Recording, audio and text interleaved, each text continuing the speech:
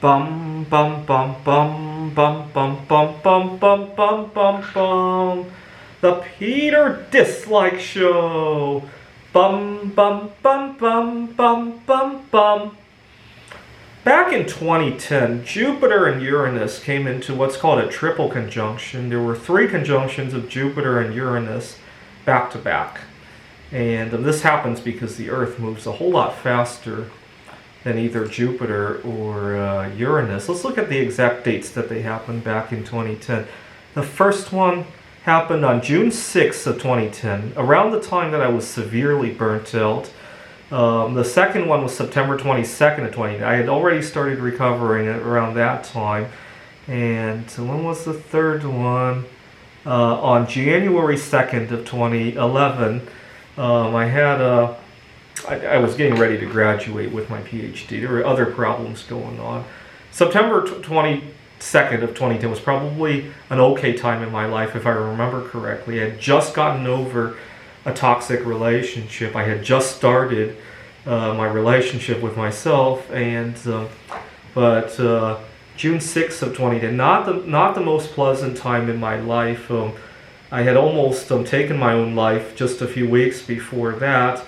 What had happened was, during the time I was working with my PhD, I felt a lot of my classmates didn't really respect me. And the reason they didn't respect me was that we would go to events and I would be the only one there who didn't have a partner in life, And I felt that they didn't respect me as a human being. To give you an idea, my first month at my PhD program, I had just gotten my first credit card. It was a rewards credit card.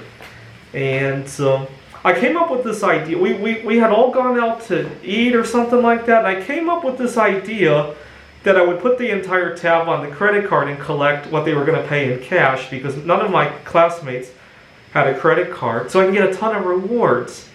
And when my classmates heard what I wanted to do with the rewards, I told them that, this was back in 2008.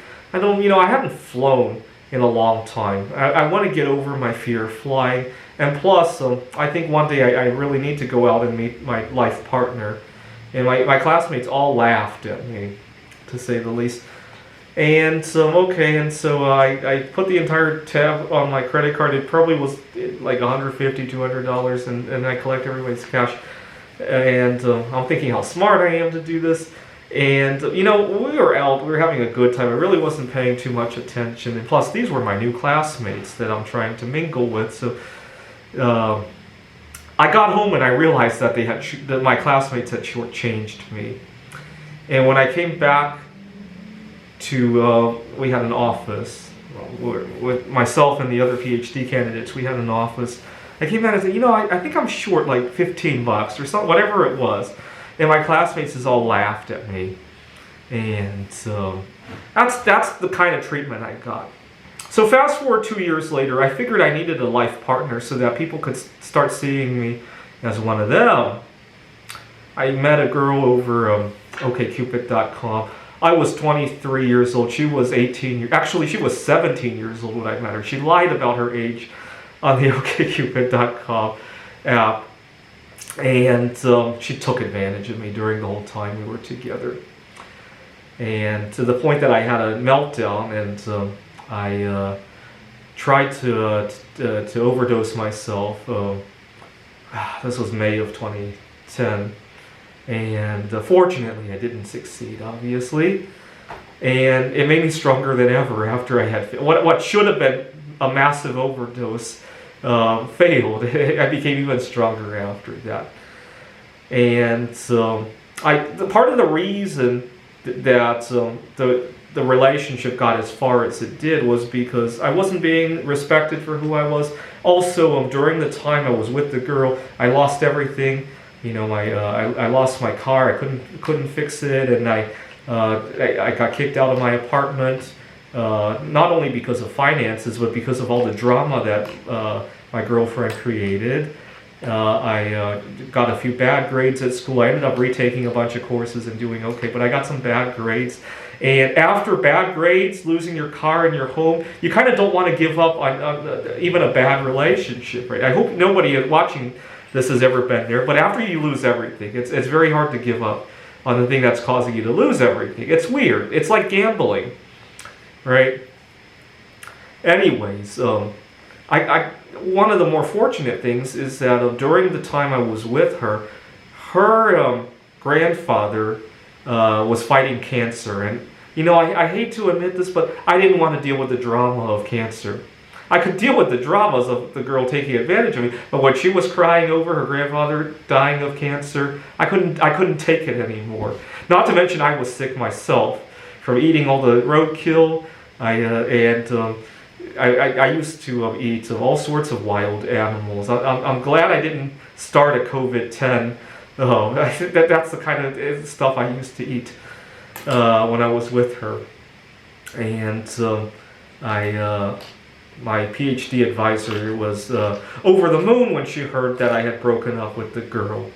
So after that, you know, it wasn't a total loss, because after that, I think a lot of my classmates, and especially my PhD advisor, started to understand my being single. And she one time she had teased me and said, you know, it's okay to go back to dating again. I told her, you know what, I'm married. She said, really? Yeah, I married myself. And without missing a beat, she congratulated me. That gave me a nice, warm, fuzzy feeling. And that was the burnout of 2010. Unfortunately, next year, Jupiter and Uranus come back into conjunction. I suspect that's what's causing all the recent drama in my life. This current burnout season started back in last year when I was once again disrespected. I had a boss who was 68 years old, and he has views in life that are just incongruent with not only with me, but with healthy workplace boundaries, right? You don't bring your politics and your family values to work, right? I think he acted very inappropriately. I've since complained to the corporate of the tutoring center I was working at. All my colleagues were doing all these family-oriented stuff. You know, one of my colleagues took his wife and his kids to Disney World. I had another colleague who was 19 years old. She spent a lot of time with her parents as well. And meanwhile, the only time I asked for it, one day off, my boss gives me heck about it. And also, during the Eras tour, and everybody was away, there were only like 4 hours of work, and I still have to come in for those 4, which is annoying. I'd rather eat. If I get nothing during that week, I could live with that. I would have gone to Los Angeles, gone to Yosemite, maybe take a trip to Mexico again. If I had gotten the full 30 or 40 or 50 hours, I'd be okay with that too. But I got 4 hours during that week. And after that, I left and started my job here at Phoenix College. And I decided I cannot allow Phoenix College to walk all over me. I need other sources of income. And so I took some other teaching positions at a sister college, and also started ramping up my art projects, and also working on a publication on computer games. And that takes us to the recent burnout situation where I developed, for a time I had long COVID, and lately I've been having nightmares and difficulty sleeping, and just feeling like everything is just rushing out of control, almost like a runaway train. Don't get me wrong, I love teaching. I have Calculus 2 over here, and compiler design over it, and I'm teaching a couple of tutoring clients that I found over Facebook Marketplace. One of them is just learning how to use computers in general, and another kid in Physics 2. Recently I learned how to cast lead and cadmium, PPE and all that. I learned how to handle that safely. I recently programmed an AI for the game of Prime Climb. It's a mathematical game.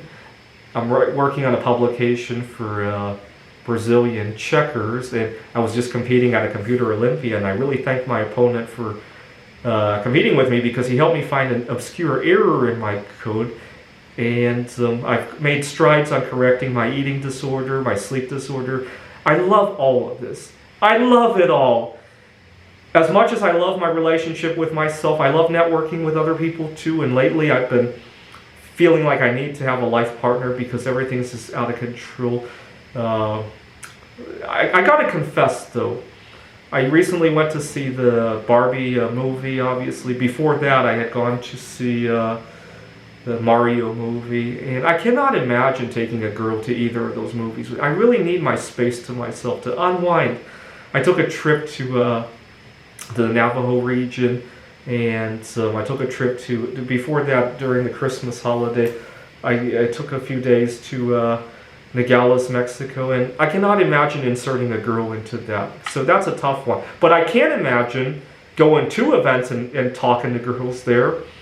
So that's a tough one for me. But you know what? After all that said, now I love all of this life. The thing I don't love about it is all of this being put on a runaway freight train. I don't know if that made sense to you guys. But, you know, I was talking to a bunch of colleagues one time about, my colleague asked me, well, what would you do if there were extra hours in the day? Nothing. I would just do the same stuff, but spread it out a little bit more so it doesn't feel like I'm racing from one place to another.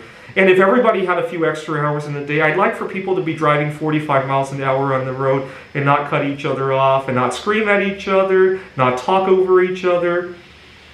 Basically, I want there to be extra time to do a lot of nothing. Is what I want. And I think we have the capability of doing that. I don't know why we have a society that forces this kind of rush, right? This is the Peter Dislike Show. Bum bum bum bum bum bum bum bum bum bum bum bum. The Peter Dislike Show. Bum bum bum bum bum bum bum.